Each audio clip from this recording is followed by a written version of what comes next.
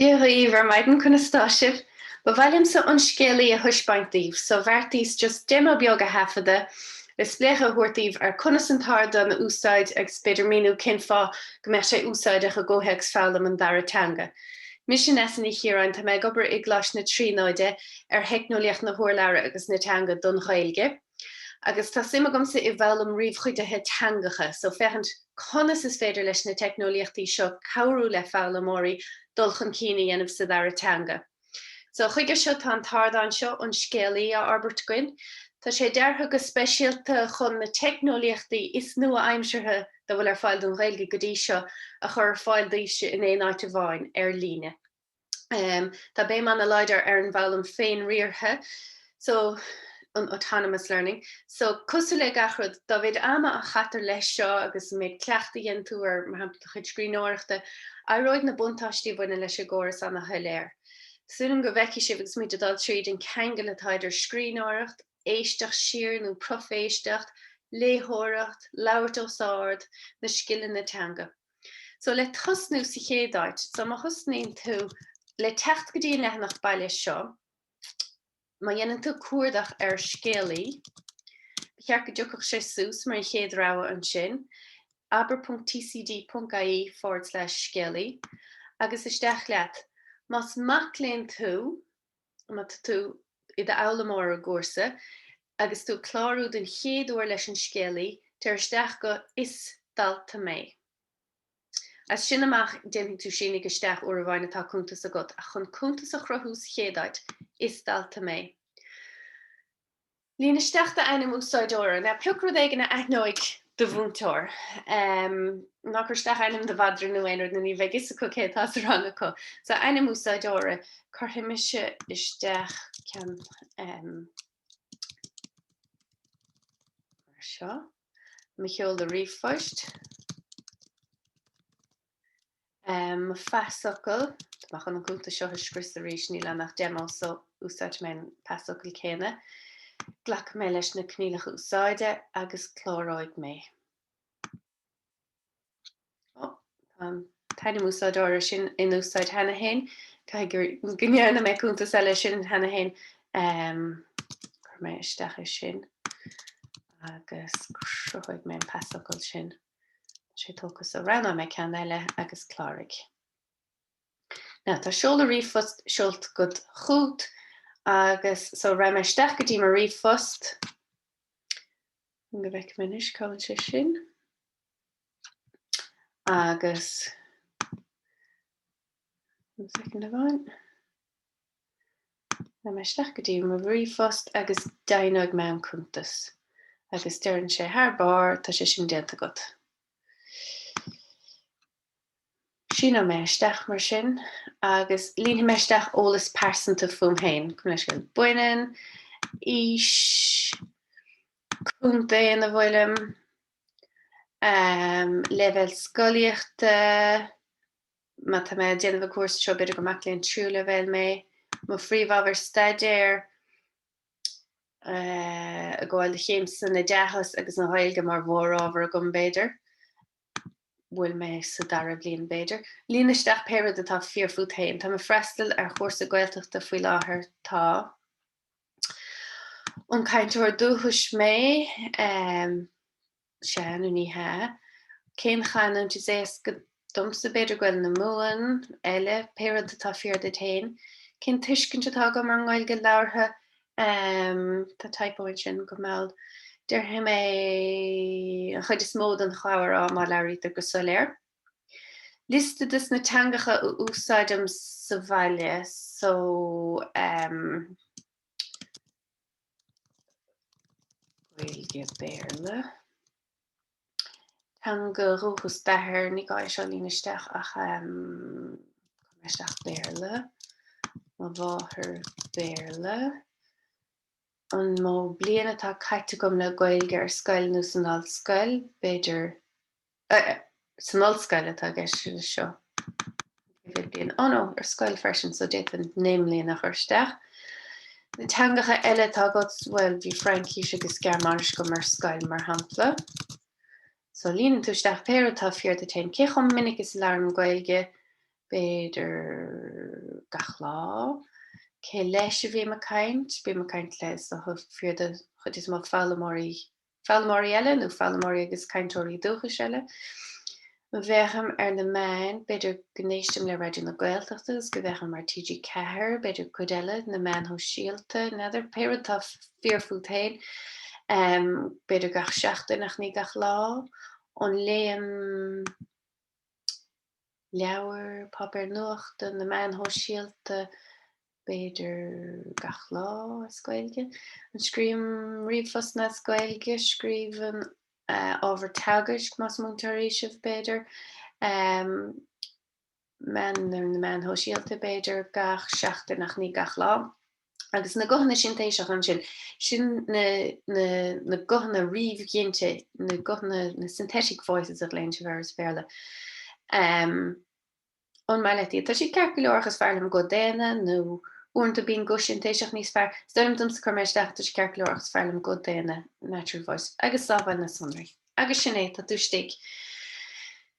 Now, tuairigh de bhúntóir cód duit, so an códrangha, agus chuna sin a chuirsteach. Tínta súsan seo go bór, so chéiche min an códrangha chuirsteach, tínta go dtí de aine músáideóra húsan seo ar bhar, agus chuirsteach an códrangha an seo. So tá sampla an seo gom cód a thug churgéil gur thug an múntóir seo dom SFB dó Big rud éigen eisteach mar sin ag a chéine, so ní na litreacha sin a bheith a goibh ach rud éigent tuairigh de bhúntóir cód éigen éigen cosú lei sin, rud éigen randomach daobh, agus isteach sa rang bhiúil fé héana thug má bhúntóir isteach an sin. So níos tá cláirthe leis an rang sin, agus as seo amach feice an múntóir an méid atá scríomh gom, na scéalta atá scríomh gom, agus an dílan atá chiáda gom nó an obair atá arsúla gom go bunúsach. So cum me scéal, le tusnú amach, cum scéal, agus tuair mé tedal don mo scéal má dhéalan lá a héin mar hampla, péad is mailet, agus ronin tú pe canúnt is fearlet. So cílín seo an canúnt a léinn an choras siar de scéal dit. So rana me sé beidir canúnt ola. So bhhailm go léach go le glór chuidóir, go le canúnt chuidóir a reis mar scéal chum mar hampla. Is féidir seo ahrú a rénas na bhíonn tú stigan. Agus seo náitin ar bhailet tosnú, so má dhéalann lá a héin, má héanach ar neithna beidir, agus beidir péad is mailet tá mé, goodness dear me, I'm looking forward to this course mar hampla. Now, tá rán a húsan seo, s féidir leat fáil réigleisiúns nach meid sé chuirsteachart, nus féidir leat seo oscail me folklór go bheici mé Conas a dearthaing mé, so tá teanglanna ar oscail an seo an eile manis, agus is féidir lom cúpla fechant an féidir lom. Is ver tá sé súil go mór leis. Tá ag tnú go mór leis. Okay, so tá mé ag tnú go mór leis seo. So má tá mé ag géirí beidir an 3 gramadí, tá sé seo anúsáide. So seo sampla an ceathrú taban sin, détá sinna oscailt, agus an grammar wizard, is féidir fechan le seo gailge nó spéirle, cosú leis an siomh seo, tá gailge agus spéirle clicáilinn sin chun an legan béirle rudí eala eáil. So dit hin fechan an seo an sin ar bríomhre in san so Conas a chum fálam san aimim se chaite mar hampla, sé fad an seo neclumm. Dálam mé faoi cheantar faoi dór ar maidin. Now, Conas a dearm I heard, das an gras an rihir plush a hagan sé, a ríis did me agus an aimim se chaite an sin. Chola mé Sean ag caint faoin bharige. Ní léon chialle mar scéile éair ach dúach an sampla thuirtaíh. Fecinn sibh tá nascan an sin is bhéile dul go folklór nó go pot a focail chomá agus na sin a fada úsáid agus tú ag scríomh. So tá sé an úsáideach is sin a bheith ruscailte neice leat. So tá mé é mó gcónaí é baile. So feici sibh go me chur cúpla botún isteach éach an dáhain seo. Now, tá cúpla rud gur bhailinn, so leanú tú leat agus scríochi tú amach do chuid. Is féidir sin na hábhailinn sin, is fan go mé sin meas an slí. So bhailinn méid sin. Now, ba bhailinn go ndéanach sibh seiceáil ó chluas nó prof éisteacht leis an méid tá scríofa goibh. So go leor daoine, bíonn tú scríomh go tapig, ní dhéanann tú éisteacht siar leis an méid tá. So sé cos le súil eile dear an TG cethir gcónaí. So má dhéanann tú seiceáil ó chluas, tuair sé deistit éisteacht siar leis an méid tá scríofa goibh agus tuis go léinn an sinnta seo amach go díreach an rud a scríb tú, peocha tú sús botún le de chluas go minic. So éis siar leis an méid is féidir éisteacht altaralt nó Albert nó éisteacht leis an altar fad. So détain mar hampla. Is me sin neasa. Tá me ag plú go mór leis an cuasa seo. Rud é an éisteach an sin? Dála me faoi cheantar rídóil ar maidín. Agus féidir le leanann raig mar sin go minic. Chhuiile me sin ag cant faoin mhaige. So tá rud éigean ceann sin leis an cuasa, so das gom ghfuil rud éigean dag me rud éigean ar láran sin, so ra me reis isteach agus ceartá me sin. Leis an gúsa nó leis an chósa. Spáinne me rud a bhain eile daobhann sin ag smidal raig, so is fé le a chud ceartúchaine anamhann sin. Tá sé go ní ha bhain éisteach le cluisiú tú typos, cluisiú tú nóirdi sin, má bhíon písa níos foiide go leis anna bheith éisteach siar le struchtúir, le like, bhfuil athráin úsáide go, bhfuil botún an dhéanamh go an bhuaimlín rud éigean éisteach nó rudaí ar fad. So déan seiceáil ó chluas ar dúis. Sin tar isteach dín seiceáilí gramadaí, agus bheart go gcóireach sé seo cuidas na botún ar do thuúladait. Now, níl sé an sophisticúil caithfar seiceáilí gramadaí nua a thógáil den Ghaeilge maihan seo, ach seo peocha sé sús go leor dus na botún atá ag le bhéil áirithe. So leis an gúrsa, so tá sé rálam ghfuil orú nó séimhú ar riir seo, so breathann sé ar de chanant an leis an gúrsa nó leis an chósa becheart do thuirsteach, ach tá leis an cuasa an slíon bhfuil sin sin agam mícheart, so caiit rud ag níanamh leis sin. So tá sé go ba. So ní hé go dogann sé freigradid, caiid tusan obair dhéanamh, tusan fáil mar caiid tú fós obair dhéanamh ach ar leid chuir sé smaoinmh tú feach an catta ceir lei seo. Tá me imó na tá rud ag an ceann seo séimhúir irig, so tá sé rálam imó chonaí becheart bheith an HNS-namh. É bailile a cliad rud ag an ceann seo, mé anam clicáil air, deir sé leom a ríis. Fan go bheice mé ná sin an ceanne sin orúnacha. So is féile clicáil dhéanamh agus deirtha sé lom orú ar irig tá an teachtracht túsan sin sa chúine. So dhéanam me examachchas seo cuiinó mar na botún, déanam me examachchas seo agus ahrá me an seohiad. So i maiile átha clia dúirt sé lom. Tá me imó agus séimhú gcónaí, so tá me mo chonaí agus an ceanna cholam a hain fioc an gramador sús freisin é. Leis an gúrsa seo na leis a chósa seo siúr ag mar sin. Film seiceáilíon bhar sin a rééis le bheith cinnte ghfuil gachard glanta súsa gom, so tá gachard sa físa beag sin glanta súsa gom. So déananig sé sin, cabhraigh sé sin le dul chun cín maithe dhéanamh le PC beag a scrín áireachta, so cí sé blion focail an sin teach seacht focail scríofa gom, so beag PC níos fuidir na sin á scríofa goibh se. Déit an tafad a dhéanamh an sin, má tá me géirí éisteacht siar le liom hain agus mo chanúnt hain nó mo chud foiimnú an foiimnú tá dhéanamh gomsa a chur a gompráid leis an ngó dúchasach sin téiseach, déit an dul isteach go dtí an tafada, a rís déit an Albert dhéanamh, agus éisteacht leis an sin téiseár. Tá me ag plú go mór leis an gúrsa seo. Agus me hain. Tá me tnú go mór leis a gúrsa seo. Agus déit an éisteach leis an dácheann in eiclinn chéileann sin agus fechant. Tá me tnú go mór leis a gúrsa seo. Tá me ag plú go mór leis an gúrsa seo. agus fechan Conas tá déta cleachta deíana bud a chud fuaimnethe tamar fad agus tú á úsáid sin. Sní na príomhrodí thuispainna me daobhanis, má tá eisiolalas má cheolann, so feici an múntar de chuntas agus Dick an páí an bhar seo actually agus teachtar cheola chuibh go bheici sibh an second a bhain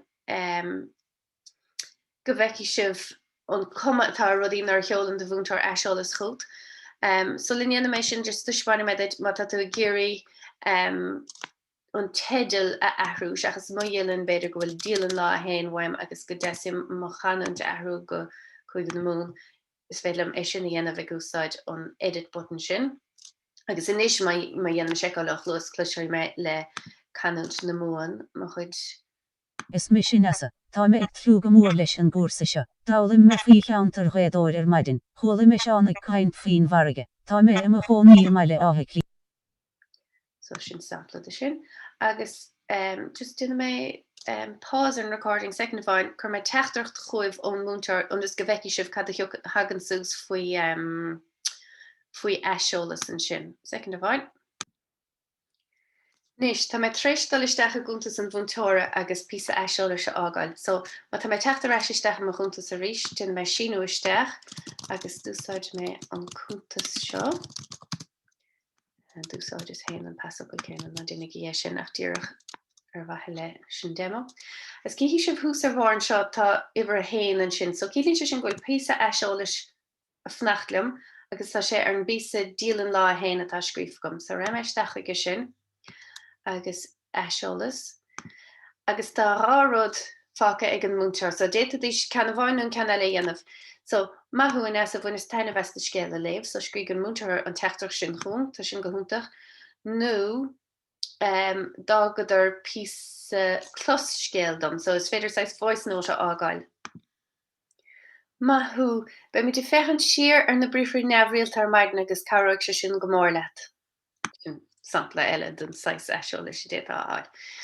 So, nuair bhíonn a fechantar de chuid scéalta an sin, so cín sibh má bhíonn ibar a héin nó marc beag an sin ar de scéal go bhfuil písa eisiolalas de chuid ebre feici an múntar agus bhfuil rud éigent bhfuil eisiolalas éigent go duit. Leanann tú raig an sin, díalan lá a dó, agus puc me mar rá canúna, agus crucha me scéal, agus scríchi me inneamh chhuilamar faoi réaltacht mar hapla nu péad atá scéal mór scríban sin, é sin a hábhail, agus díoch le tuispaint íhan sin fásig an bank seo, so cíigh sibh an dulchan cíine atá arsúla goibh an tamar fad. Airg an liste seo des fada agus fétig sibh a gcónaí léimte reisisteach go dtí na scéalta agus amachcharíis agus tris tamlín cíigh sibh an dulchan cíine atá arsúla goibh agus beag an tólas ar fad atá an scrínáirt ar fad atá déanta go le chéile san éonáid a bhain. Tá cúpla rud eile ar an siomh an sin agus is féidir le féchan isteach an seo sibh héin, rud a bhain just a thuispainna me daobh go tapig ná scéalta leir mar hampla. Be mi de chur lei seo an tamar fad tarsúla goin na hiile scéalta bheith ar fáile goin go luas, so cimád ag súil ar rud céine leis an scéalaí, tá muidir déanana forbarthe an tamar fad, so cimád súil ar an siomh agus inis rinn tairigh inis be cúpla rud a techt chun cín. So cíhí sibh scéalta picturí deasa chuirteach an seo scéalta a bhrín dechar bailr is féidir éisteach leis an rud ar fad leis an pléáil button húsig an mar nó éisteacht Albert ar Albert. Clicáil an seo. Ar an Harry a bhí a bhuinig baller. Cí sibh an teisteúchan má chuirn tú do lechóg ar sin bailr head is fort an Góri in Tóri an Tóri is féidir clicáil ar éon ocail agus tá mul mór ólas gramadaí leis seo. So má dhéanam clicáil ar túl mar hampla man nuair is gom cad é sin, os clíonn sé d'ir sé lom gur súil an lemme agus dúir sé gach sampla de súil atá sa scéal seo dom. So súil an túl sa chénta gur animacal tá chéadáid is gur buinninscnach. Nasúile an sin san iwwer olra as cí tú na samplaí ar fad dó. Má thugann tú rud ag an cosú le má dhéanam clicáil ar bhí mar hampla go bheice mé bríthir bí an lemme agus cí me gach sampla de bí atá sa scéil seo sé se anúsáideach go raibh hí bheith is féidir go leor ólas gramaí aáil agus samplaí na focail ar fad an úsáid. Má ágan tú do luchóg ar ocail léhí sé amach úsáide agus tuispaine sé an teisteachán deit chuma agus son. Agus an sin féile díoch an scéile léh gan éon chuid nólas gramadí sin agus ruí úsáid.